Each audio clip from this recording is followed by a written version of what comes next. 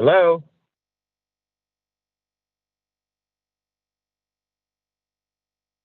Hey, welcome, folks. We'll be getting started momentarily. Welcome to Camping for America, episode 13. We have a special guest with us today, Kim Page, with us, and Dennis Andrew Ball. And we're going to talk about politics, corruption, and more. And so we'll begin here in just a moment, folks. I'm just going to do the 1 minute countdown, and then we'll start.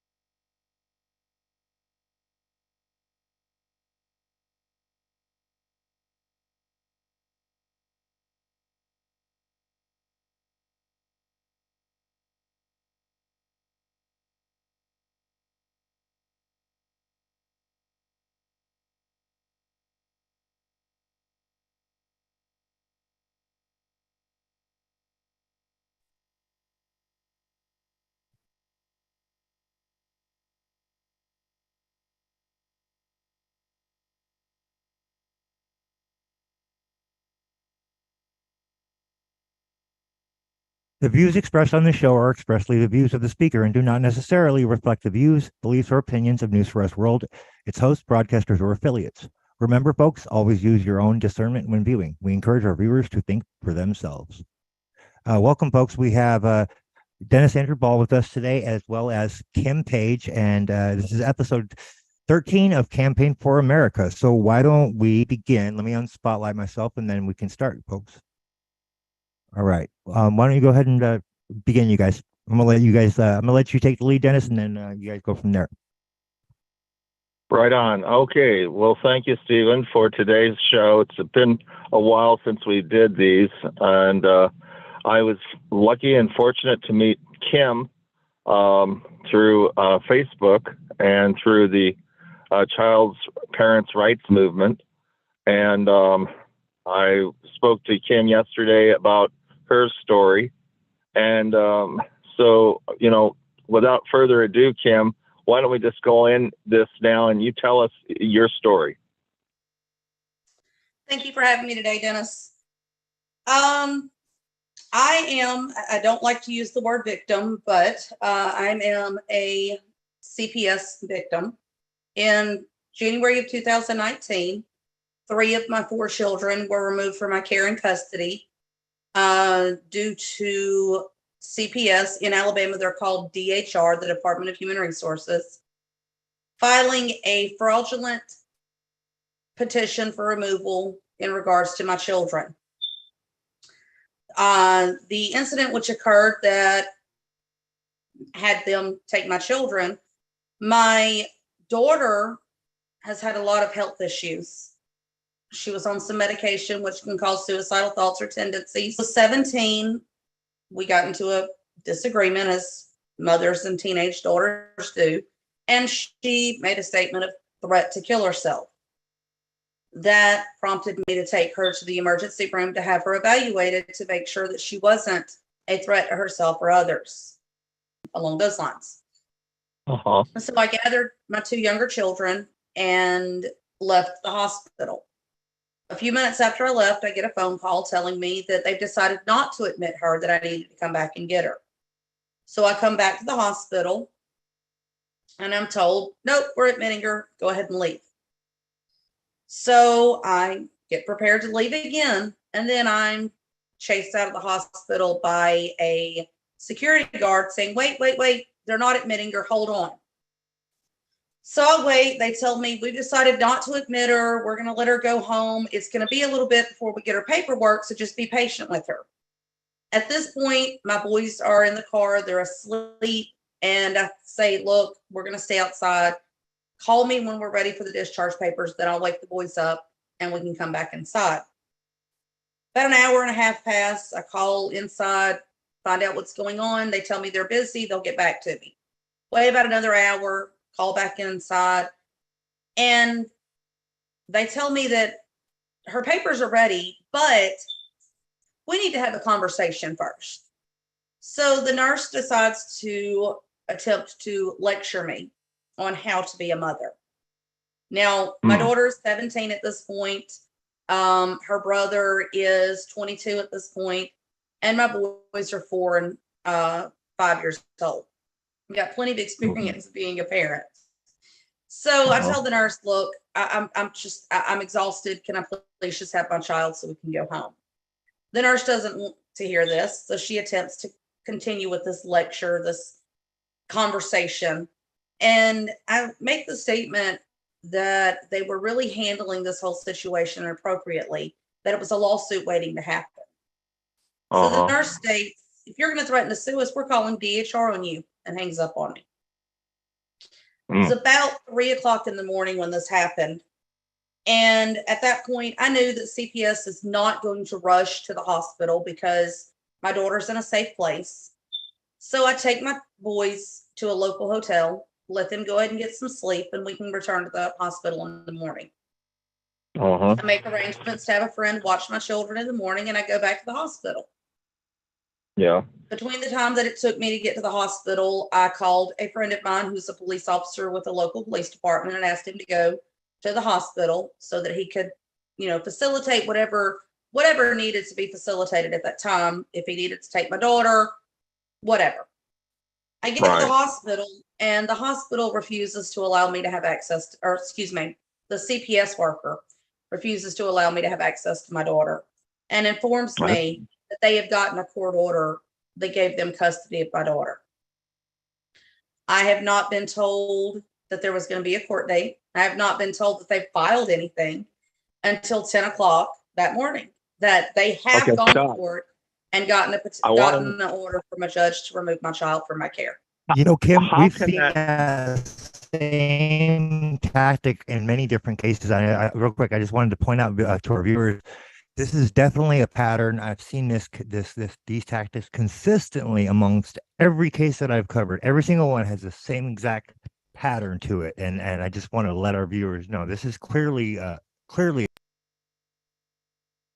It is. Go ahead, it's something that happens very frequently, to the point that there's actually a website called medicalkidnap.com, which started out doing almost exclusively stories of CPS taking children on the basis of alleged medical issues. So my daughter is taken from the hospital. I'm not permitted to allow her to come home with me. And they tell me, you'll just have to go see the judge tomorrow. So the next day, I'm with my children at this hotel, which is closer to the hospital and closer to the courthouse, because we didn't live anywhere near this courthouse. We didn't live anywhere near the hospital. We were about a 45-minute drive from the hospital. So I'm staying in this hotel because my daughter was supposed to be admitted. And now I'm staying in it because we've got this courthouse that's 20 minutes away from the hotel that has no jurisdiction over me or my children because we're not residents of this county. While I'm preparing to leave to go to the courthouse to see what's going on with my daughter, I get a knock at the door, and it's a CPS worker. And she tells me that she wants to see my boys. My boys were not at that point dressed. They had just gotten out of the bathtub. And I told her she was not going to see my children until I was able to get them dressed. And I attempted to shut the door. She put her foot in the door and shoved the door back on me, hitting me in the face with the door. When I pushed back, she called the police. She had the police come and had them arrest me so that they could take my children. My boys were 4 and 5 years old. They were both still in car seats. This woman attempted to take my children and place them in her car without car seats. I had to tell the police officer to make her put my children in car seats because she was attempting to break the law and put my children's lives in danger. She put the car seats in the vehicle, but they were not put in properly. Had she had a wreck, my kids would have been thrown all over the car. They were flopping around everywhere. She didn't care. Meanwhile, The police are taking me to jail. They're taking me to jail because I'm trying to keep her from seeing my kids. Yeah, no, they use this tactic very often. I've seen the same. What you just told me about them with the door, and then how they use that against you. I've seen the very same tactic, and many of the other cases as well. Absolutely, it's very, very obviously, clearly there. I mean, they're not hiding it at Well, all. I'm glad we're talking, Kim. I'm glad you're talking because I'm learning right now with you what you've experienced. I'm very angry right now, what I'm hearing. Go on. Well, Dennis, get ready to get angrier. So I'm in jail, and I'm not given the opportunity to make any phone calls or have anybody's number that I can call to try to get me out. So I stayed in jail for 19 days until one of the captains at the jail took pity on me because it was only going to cost me $100 to get out. I had the funds, but I couldn't get access to any of my money. So while I'm sitting in jail. Oh, wow. Yes. So while I'm sitting in jail, CPS goes to the judge and tells the judge that I'm in jail. And Your Honor, she's got 7 felony warrants. So we need to be able to take these kids and make sure that they're safe and protected because this mother is going to spend a long time in jail. I didn't have felony warrants. I didn't have any warrants, in fact. After looking into this, I found out that one of the warrants that they alleged I had was for Panama City Beach, Florida. After doing some research, I found out that in Florida, the cities don't have jurisdiction to issue warrants. Only counties do. So there's no possible way that I could have had a warrant out of any kind of city in Florida. It would have been a county. Yet CPS told the judge that I had these warrants. They fabricated this evidence to take my children. I was never accused of abuse or neglect with my children. They're case fixing in a lot of these cases. I've seen the SAT pattern too. They're clearly case fixing here. I've seen it with the records and a lot of other shit too. There's a lot of inconsistencies. There's stuff that doesn't add up. This is not good. This is unacceptable. There was a case in California. It's known as the right to lie case, where CPS workers actually petitioned the Supreme Court to give them permission to lie about parents in court to terminate those parents' rights. Meanwhile, my situation, my children are taken from me. I'm still fighting to get my children back. 4 years have gone by, and I have not had one single moment with my children unsupervised, but I have never been accused of abuse or neglect on my children. The accusations they made and have not proved were that I moved too much, that my house was a mess, and I allegedly had bugs. In the South, I had bugs. And those are the reasons that I need my rights terminated to my children. Those are the reasons that I am a danger to my children because I dare move too much. Oh, now, I'm petrified. But I've seen them use that like, you're not you don't have a stable home because you're moving around too much. Or I've seen apparently that moving once a year is too much. I know. But you know the thing they'll is, use anything they can against you. They're looking for anything they can use. And if they can't find nothing, they'll manufacture something. I've seen that many times. Exactly. But you know the thing is, Stephen, in 2015, my ex-husband and I were married. We had a situation with my stepson. And I requested that CPS come help us. I didn't know anything about what CPS does at this time. I asked them for some help because he had some psychological difficulties and I couldn't deal with him any longer. So I needed some help. They take my stepson and put him into foster care. And they're having my ex-husband do services to get him home. One of the services they asked my ex-husband to do was a psychological evaluation. In this psychological evaluation, I found this information out October of 2022. My ex-husband told the psychologist that he wanted to hurt people. He was a danger to myself and my children. February of 2016, just 8 months after this interview, This man attacked my daughter, my 14-year-old daughter. She was on crutches. He attacked her and then attacked me for defending her. CPS knew he was a danger to me and my children, but they never told me. And then when I left and got out of the situation, and I am working to scrape up from rock bottom, instead of them trying to help me, they punished me from not going from an abusive marriage into the lap of luxury. You're a bad parent. Oh yeah, no, because in their minds they figure, well, because that's their I mean, they clearly, okay, so any parent that's not going along with whatever they can't get to go along, they're gonna try and make they try to make you look either crazy, make you look like, or make you look like a bad parent, or mentally unstable, or have mental health issues, and all of these cases that I've seen, they have used every opportunity to clearly create evidence, make you look crazy. I've seen they have freaking doctors in their pockets they corroborate or collaborate with that are paid by the they're in their pocket, you guys.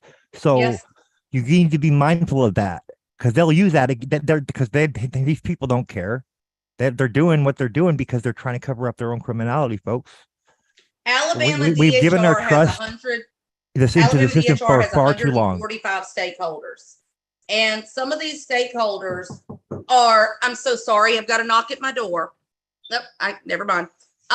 These Alabama stakeholders, I've looked at this list of names, and there are doctors, judges.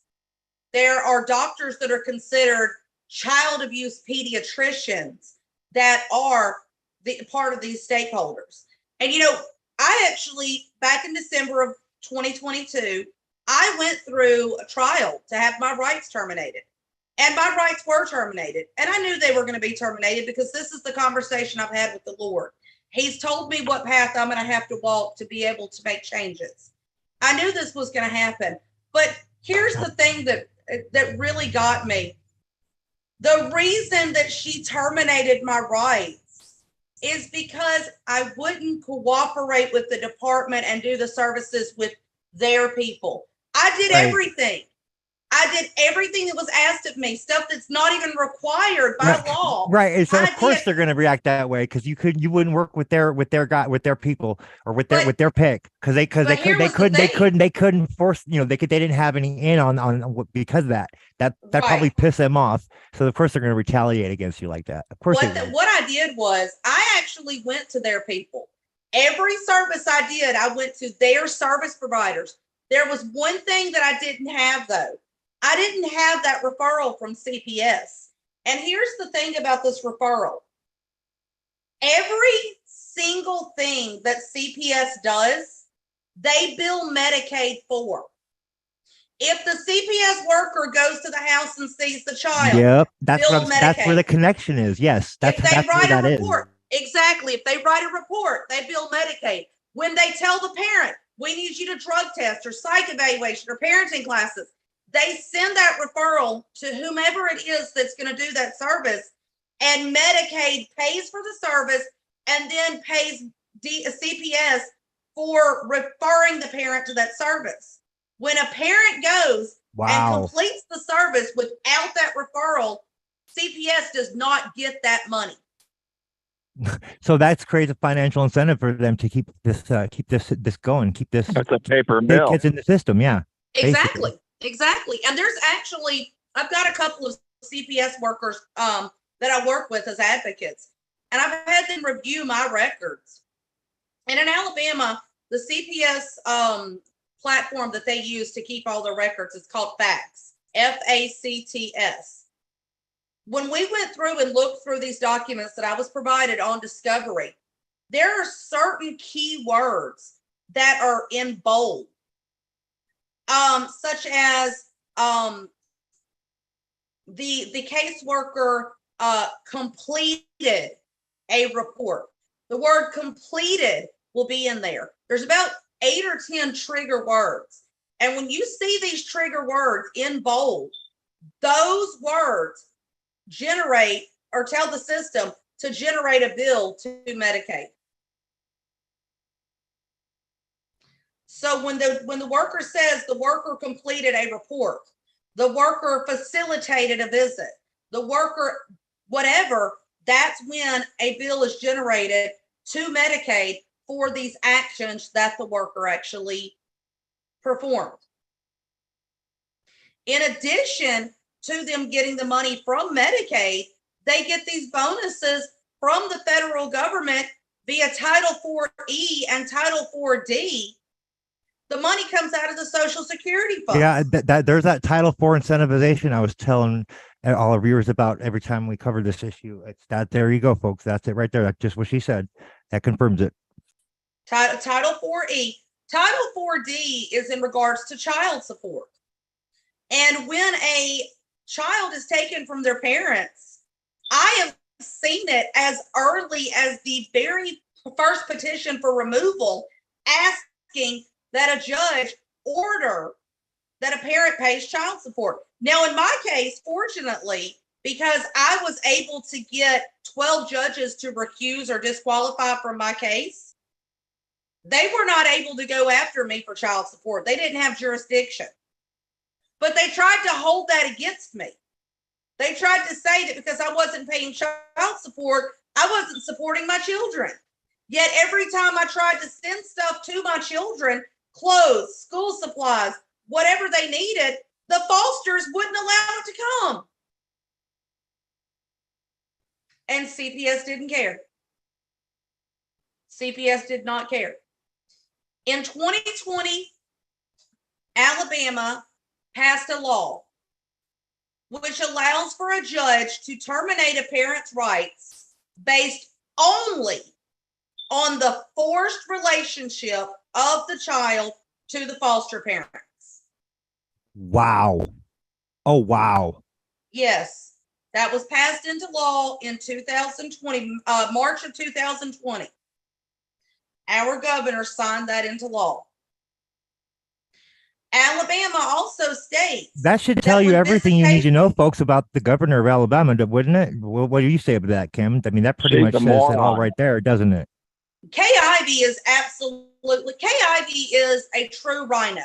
When Governor Kay Ivey started running for office the very first time, she was a Democrat.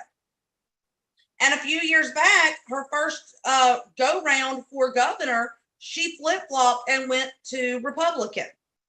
Yet she has kept all of those same Democratic beliefs and the way she works. She works out of a Democratic mindset. Oh man, that's it's ridiculous. Like it's like, you know, at this point, like with all the corruption and how many, you know, how much it's like just embedded in everything. I mean, at this point, I'm not trusting either party, or let alone the system for that matter, or the media, because of how complicit they've been in all this. And nobody should. Everybody should be questioning them, because look at what they've done, folks. Look at what they're doing to the kids. You can't tell me this is not intentional with everything that we've seen. It's 100% intentional. This is not something that they stumbled upon and oops, we didn't mean to do that. They do this intentionally. When a parent has a CPS comes in and files a petition to get their children, the attorney that signs that has the letters ADA behind them. The state attorney general is CPS's attorney. Wait a minute. Hold on. The state attorney general is supposed to represent me, not them. Conflict of interest much? Very much a conflict of interest.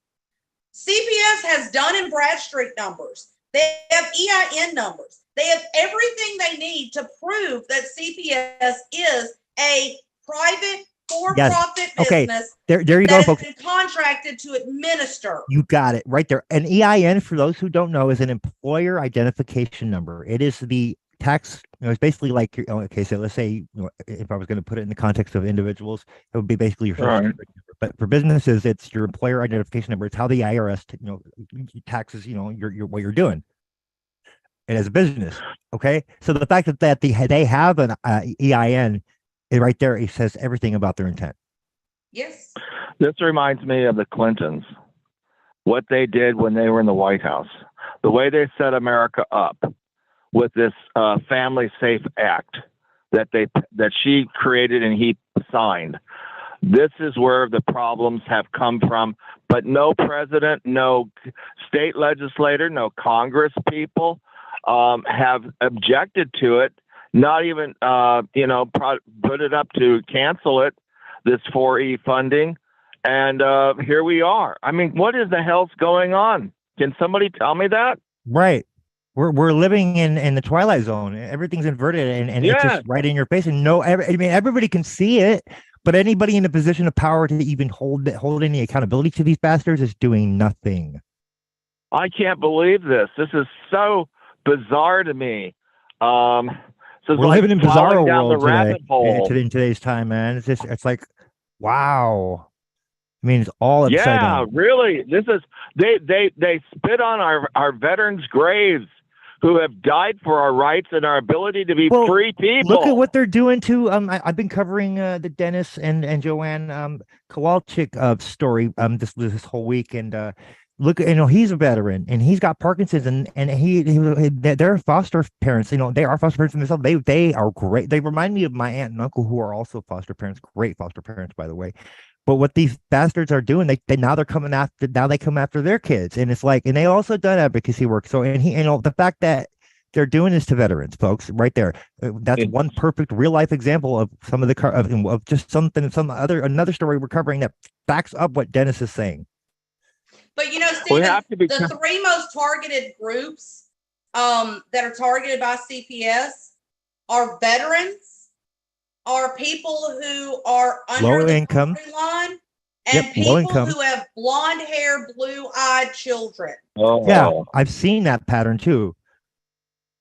Well, that's what the Nazis were about. Going after the most. My children, blonde hair, blue-eyed little boys. I was telling Dennis about a parent that I've been helping for about 2.5 years now. He's got 5 blonde hair, blue-eyed little girls. He has been sitting in jail on falsified charges since November 17th. That's interesting. Alabama issued an Amber Alert for his children, saying that he kidnapped his children.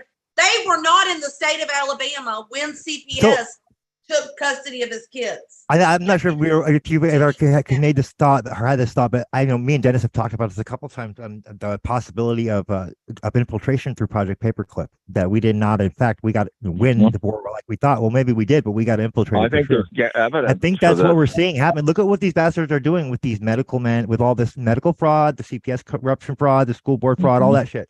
It's the same ideology, the same tactics we would expect from that. Right. It's like the state is now it makes sense what she said. When she said that they seem to be going after blonde hair, blue eyes, that was it, because I had not heard that before. But that definitely definitely makes you wonder: is that what's going on? Did we get infiltrated? Because that's what it looks like to me, folks. It is. I believe it is. I mean, you just go back 1920 to 1940. This is what the Nazis did with their own people, plus the Jewish nation, where they were, the death camps. But now they're just going after everybody. Like everybody, just with all I mean, it's really, really disgusting. Oh my God, it's so evil. It is. It is disgusting. It's totally. But the thing is one of my closest friends actually grew up in foster care. And I was telling Dennis yesterday, she actually was 24 years old before she was able to get her driver's license. In Alabama, you can get your driver's license at 16, but she was 24 before she was able to get her driver's license because CPS refused to give her birth certificate and social security card. It wasn't until she had a lady with the DMV take pity on her and go ahead and issue her an identification card so she could get her social security card and start the process before she was finally able to get her. She had been driving, for many years without a license because she couldn't get anything. Right. No, it's funny that you should say that because you're right. And that's right there. When they do stuff like that, folks, that's clearly them trying to keep somebody in the system, prevent them from doing what they need to do to be able to meet the requirements in a lot of the cases that these the CPS or corrupt family courts are imposing on the parents to have, like, part of this, what they have to do to get their kids back. That's all that's a carrot they're dangling. But a lot of the time they're going in behind the scenes and they're preventing the parents from being able to do this through tactics like this, so that they can, see, look, they're not doing what they're supposed to. I mean, but they're really the ones behind it, causing it in the first place. And one of the biggest things that they do is they will impose child support on parents. But the child support that they impose on parents when parents have a child in foster care, it's not the same formulation that they would impose if it was Stephen and I get a divorce and the judge orders Stephen to pay child support. They're going to charge me with my children in foster care at least 2.5 times the amount that they would charge Stephen if we were in a divorce. Oh, wow. And they do that because they want to make sure the parents do not have the financial ability to be able to have their children. Whenever you have your child go into foster care, CPS makes the allegation that the parent is, that the child is dependent. Yeah. Now, what that means is the basic definition of dependency is that the child does not have a parent who is willing or able to care for that child. Now, when they say able, they factor in whether or not the parent has the financial stability according to their determination of what financial stability is. Now, keep on their determination. Their determination. But you know what's funny? Because I was targeted for being, I've been speaking out against lots of, kind of corruption for years. I've been part of grassroots movements and stuff, and I had ended up getting targeted by the feds a few years back, for some bullshit. It was totally freaking unjustified what they did. But for my connection or my association with the anonymous movement, for example, that's what happened, basically. Long story short, we don't have time to get into all of it. But the point I'm trying to make, so when they were trying to evaluate how much restitution they were going to stick me with, they had somebody on their end, like, go over my my financial history, all that, whether or not I had what was my net worth, was it, and how much assets I had, and they told me basically, well, the way it works is we're going to determine how much restitution you owe based on this, and I'm thinking, wow, these bastards are really they're just straight doing this for the money. Their sole goal is to put parents in a position that they cannot financially afford to fight to get their children back. Exactly. It's intentionally crippling them. They're the ones that are responsible for that. They're clearly, you can't. Okay, first of all, if you're going to be looking out for the welfare of a child and you're going to be claiming to be looking out for their well-being, but in reality, you're causing the problem in the first place, then you have a clear conflict of interest, folks. And these organizations need to be shut the fuck down. Excuse my language, but they need to be shut down because they are, in fact, creating trauma in the children and creating a lot of these cases for the money, unjustly and unnecessarily. I'm sorry, I'm so angry. It makes me so angry what these bastards are doing. But you know what the worst part about it is, Stephen? The worst part about it is I speak out all the time. I've been arrested more than once for speaking out. Do you know that these courts will actually imprison parents for talking about their cases? Oh, yeah. I've had them try to put gag orders on me. Of course, I know that the First Amendment says they've done that for out. many. I've seen that in several cases. Absolutely, the same exact thing. The gag orders, the trying to persecute the parents that are speaking out. Yeah, absolutely, 100%. I've seen that in many of our cases that we covered. Absolutely, and every single court, every single one. You walk into that court, and if it's CPS court, there is a sign somewhere on that door that says no recording and no outside. Exactly. And why is that, folks? Why do you think that is, folks? They don't want people to know what happened. Exactly. They do not want, it's all done in secret. So, it's funny. Everything done in secret is able to be profited off of without anybody knowing. You know what other office, that's related to this, there's the Social Security Administration. When you go in there to go in, they have the same signs. No outside cameras or video allowed, et cetera, et cetera. Well, the Social Security Administration is the one paying CPS to Exactly. get Well, that's what I'm pointing out. That's what I'm pointing out right there, because they have the same exact signs on their on their walls, and I'm thinking, wait a minute, I've heard that, but I've heard that elsewhere. So like there you go, folks. You just heard it live on the air. Boom. It's there. You have it. That's But right do there. you know that the Social Security Act of 1935 actually says that 99% of the reasons that CPS takes children are not supposed to be misconstrued as reasons to take children? Oh wow. Oh Section wow. 11 of the Social Security Act of 1935 specifically states, do not use these things as reason to remove children from Well, they're their doing parents. that. They're absolutely doing that clearly. Yes. Well, yes, they're doing whatever they want to, and this is wrong. I wanted to ask you folks. I wanted to ask you folks if you knew the name Cash Jackson. Yes. I have not heard of him. You may know he has been incarcerated in Illinois for issues related to his children.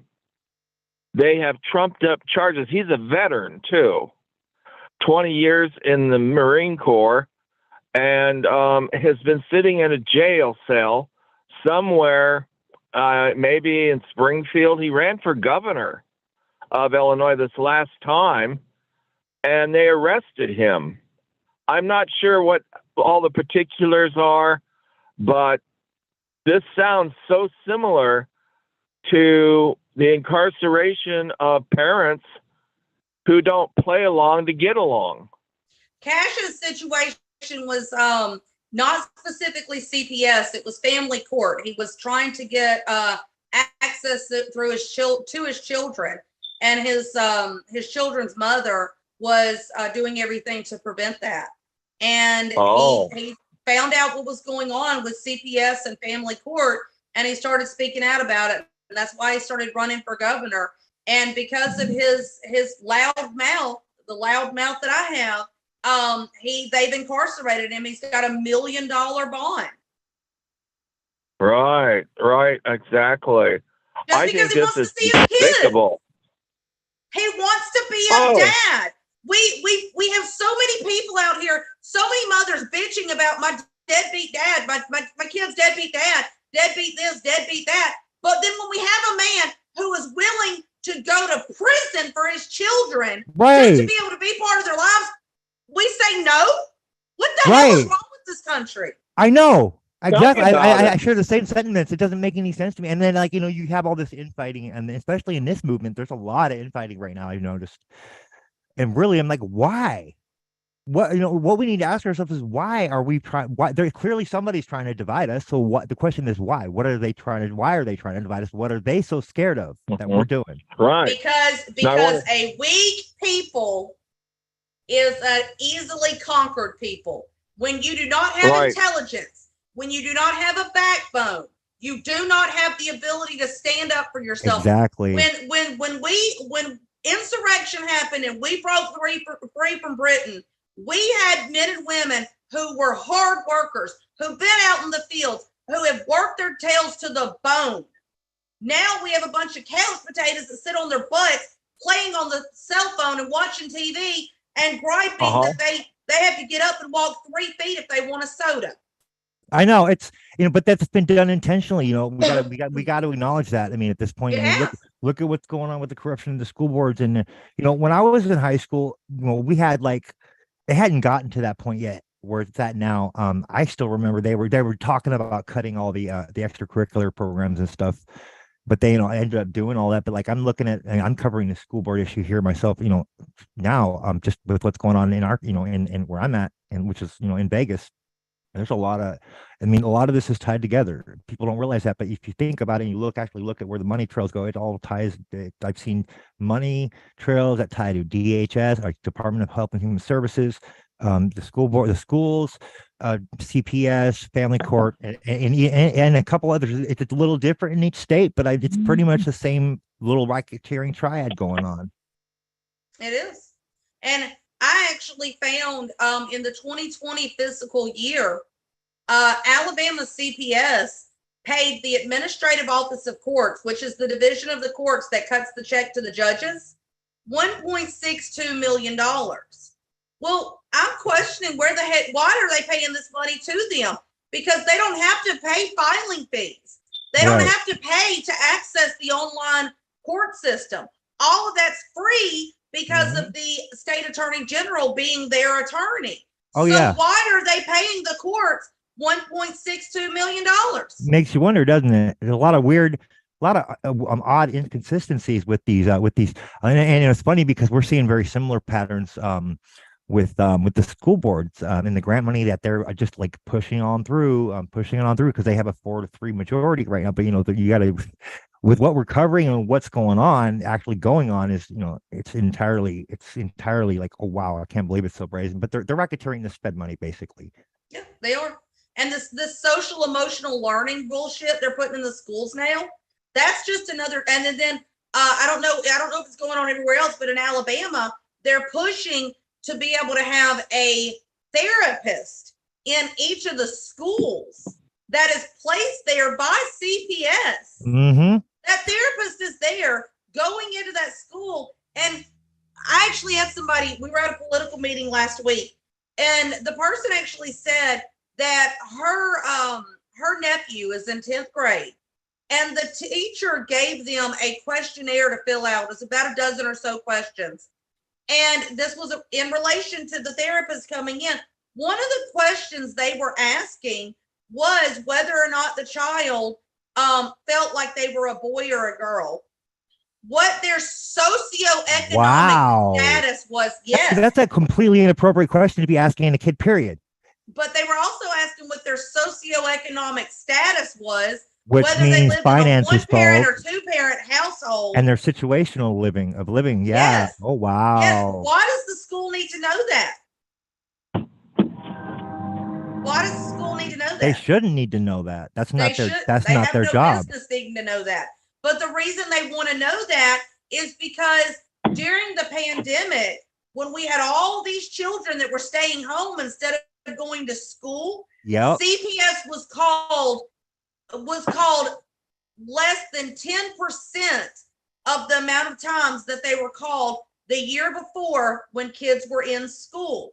So they had to figure out a way to make up for those numbers. And the only way to do that is to institute the social emotional learning and to put a therapist into the schools so the therapist can say, well, I've got concerns for this child, and call CPS to investigate. It's funny. It's easy to see concerns, as she put it, when you're being paid and you were working for an agency that is not part of the school system, but yet you're embedded in, like, oh my God, that's just sick. But clearly they're doing it. Thank you for giving us that, because I didn't know that, Kim. I had no idea about that aspect of it, but it makes a lot more sense from what I've seen already. We have to defund CPS. We not only have to defund them, we have to disband them altogether. We need to defund the Adoption Safe Families Act, the act that the Clintons put into place. We had issues with CPS because of CAPTA, which was put in place back in the 70s. But it didn't become this big of an issue until Bill and Hillary decided to incentivize the removal of children. Do you know about the Amber Alert system? Oh, yeah, I've heard about that. Have you heard of the AFCC Net by Doreen Ludwig? I haven't heard about that one, no. Okay, you need to check that out. It's on Amazon Kindle. I think you can get a free copy of it if you do the digital version, but you need to check it out because it puts together all pieces on from what you were talking about the incentivization of keeping kids in the system, the whole Family Safe Act. It puts all those dots together, and so it's a must read. Right. Good information there, so I highly recommend people check it out because it does put. Dennis, do you know about the Amber Alert system? I'm familiar somewhat of it. We can probably take that off air. I'm going to have to wrap this up, folks. It's getting late, and I wanted to thank Kim for being here. And it'll be a real eye-opener for anybody who is trying to understand what is happening to our people and, of course, to our precious children. And that's why I'm here fighting for America. I am running for president of the United States. Folks, we are getting it together here. and we need your support. And I don't say that lightly, because I have not been active as far as fundraising until now, but it is necessary.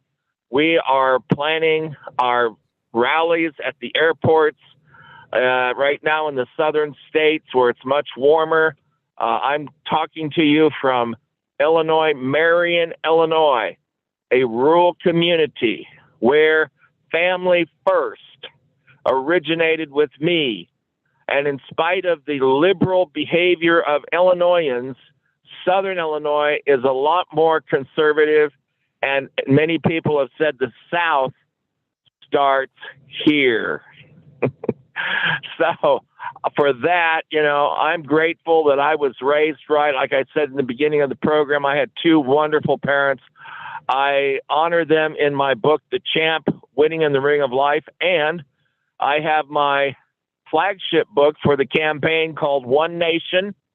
We just received banners yesterday that we will have at our rallies that amplify that and show the illustrations of that book in our marketing and in our printed material, in our signs, which I will be sending to you, Kim, a sampling of that. Plus, I will include my autobiography, The Champ, Winning in the Ring of Life, as well as One Nation.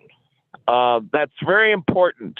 When we talk about the ignorance of our people, here we are, 2023, and I feel like we're in 100 years back. Well, pretty much are with how much damage control we're having to do here. But this has been done intentionally, folks. This was done by design for the very reason we just discussed, obviously. Yes, it was, Stephen, and that's why I have written 62 titles on Amazon.com. This program, this campaign, and everything going on here, it's not about me. It is about we, the people, and we've got to get smart here. Kim, and we need to start backing each other up, and we got to stop all the infighting, folks. Yes. Well, let me say this, Kim. You have done a wonderful job, in my opinion, for what you have been dealt with, as we all have. I've had my own share with the probate courts, with my own family, with behavior that is unbecoming to be an American. An American should believe in the principles of the Bill of Rights, our Constitution, and the family structure. Yes, and those rights Bill and apply Hillary to all Clinton human beings, didn't get folks. the right messages when they were growing up to become such a very negative force in our nation. And I hope they hear that. Yep. Hear. From These Arkansas. bastards need to be held accountable for what they've done. Clearly they know what they're doing. Much damage and harm to our society. Those two right there. Yep. The Clinton Foundation. I can't imagine what kind of life their daughter has with her own children. It is. Oh my God! Outrageous. One can only imagine what's going on. And I want to make client. This is a corruption that affects all of us, folks. It doesn't matter whether you're Democrat, Republican. It doesn't matter, because what they're doing when they're trying to divide us, we need to start asking, why are they trying to divide us? Because the reality is the vast majority of us, everyday people, all want the same thing. We want to be happy. We don't want to have to stress or worry about our kids. We don't want to have to worry about living paycheck to paycheck. Those are the things we have in common. But we need to start standing up and get our heads out of our asses and stop being so butthurt every time somebody that disagrees with us, and start having these discussions, because it's the only way we're going to freaking save these fucking kids. And if we can't even do that for them, then what chance do they have? Or what chance do we have? We have to start having pride in ourselves. If we are not proud of ourselves, then we have nothing to want to stand up for. If you're not thankful for who you are, you're proud of who you are, then why do you have a reason to fight? You have to be right with yourself first. You have to be right with yourself first. Otherwise, you're not going to be in the right space to be able to fight this fight. You'll be in it for the wrong reason. Well, I want you folks to know a lot of what we have. Why we are having a lot of infighting. A lot of people are only doing it because they want the notoriety, the credit. They want to be known. It's not the right reasons to be doing this. I don't give a shit about any of that. I'm doing this because it needs to be done, and nobody else is stepping up to the plate. And that's exactly why I'm doing it. That's why, Stephen, you know that the name that we have on this is not my actual real name, because I don't give a shit if anybody knows who I am. Right, I exactly. just Same do here. what God told Same me to here. do. This is my pen. Stephen Phillips. That's just my pen name, folks. I mean, maybe you didn't know that. Maybe you did. Doesn't matter. That's the point is, I'm not doing. I could care less about the fame or the fortune. I'm doing what needs to be done because nobody else is. Doesn't seem to be nobody else seems to be stepping up to the plate. So I said, you know what? It might as well be me. So let's get it done. Because the way I look at it, if I'm not speaking out and I'm aware of it, then I'm no better than those complicity covering it up. Exactly. Well, I just want to say in closing, I'm all about God, country, and family, and liberty and freedom that goes with that. And anything that comes around that wants to decline that and to decrease that, I'm against. So Here. Let us proceed. We are the Americans. We are family first. If you're not working for your family, who are you fighting for? If you're not fighting for your family, who are you working for? Yourself, the government, the devil, God, kids, money. Yep. But the Bible says that the love of money is the root of evil. Not that money is the problem. It is the love of money that corrupts. Well, like I always say, Dennis, there's a fine line between greed and prosperity. That's it. Let us move forward here. You cannot raise a family on minimum wage jobs. We must bring living wage jobs back to the United States, and we will do that on an economic summit. When I am president of the United States, I will have the opportunity to bring all the parties together, and I will have my own proposals if they have none. Here. Praise God. Yes, sir. Here. Yes, sir. I second that. Praise God. All right, we're going to play your outro, Dennis. Your new one. This is I know. You saw it? I'm sure. So, but you'll appreciate this. I put this together for you. Please send me the link.